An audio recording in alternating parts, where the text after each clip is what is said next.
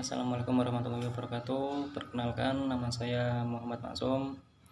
Di sini dari kelompok 11 akan membahas mengenai eliminasi disorder.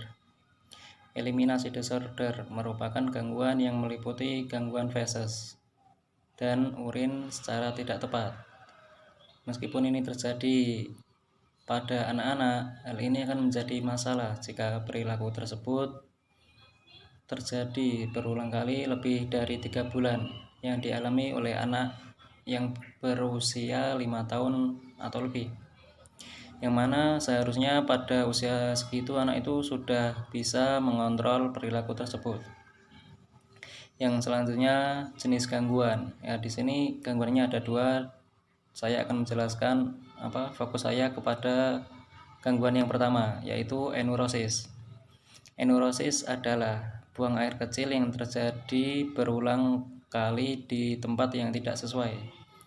Lebih dikenal dengan istilah mengompol. Untuk kriteria diagnosanya menurut DSM ada beberapa poin. Yang pertama, berulang kali mengompol di tempat tidur atau di pakaian, baik yang disengaja ataupun tidak.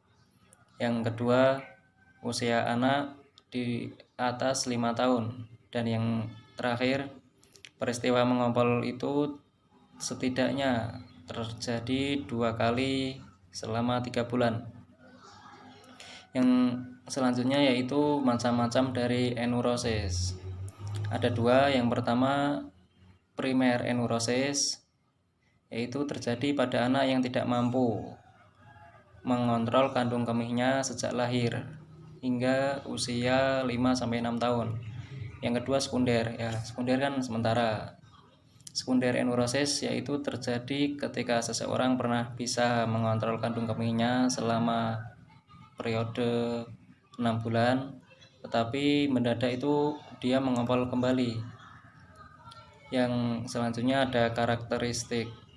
Yang pertama itu gejala. Gejalanya itu ada fisik dan psikologis. Yang fisiknya itu kapasitas fungsional kandung kemihnya lebih kecil dibanding kebanyakan pada umumnya. Yang kedua, pola tidurnya itu sulit dibangunkan. Dan yang terakhir, kekurangan hormon antidiuretik atau ADH. Yang fungsi psikologisnya ada 2, memiliki pengalaman stres dan memiliki distres yang kecil, bahkan tidak merasakan distres sama sekali. Yang terakhir yaitu penanganan. Untuk penanganannya sendiri itu ada 4. Yang pertama ada behavior modifikasi. Itu perawatan yang paling sering digunakan. Mengapa demikian? Itu karena tidak memerlukan biaya yang mahal dan juga karena angka keberhasilannya itu lebih tinggi, yaitu 75%. Pada behavior modifikasi itu bisa dilakukan pada spray.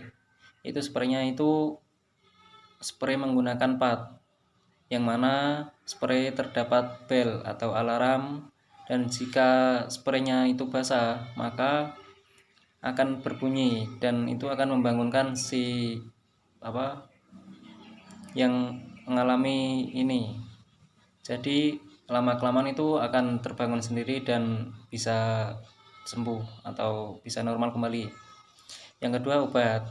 Ada 2 macam obat yang bisa digunakan, yaitu imipramid dan desmopressin.